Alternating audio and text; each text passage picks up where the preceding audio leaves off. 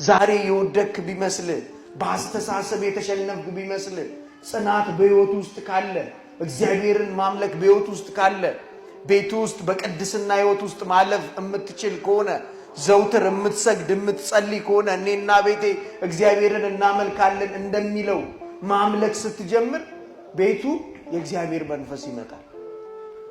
ብዙዎች ቤታቸው ያስጠላችሁ አንዳይጭው ይላል ሲመሽ ተበሳጭቶ ደሞ መሸ የሚል ትውልድ ሲነጋም ተበሳጭቶ ደሞ ነጋ የሚል ደሞ ነጋ ከምትል እሰይ ነጋ ላመሰግን ነው አይኔን የከደንኩት አንተን አምኜ ነው አትሉ።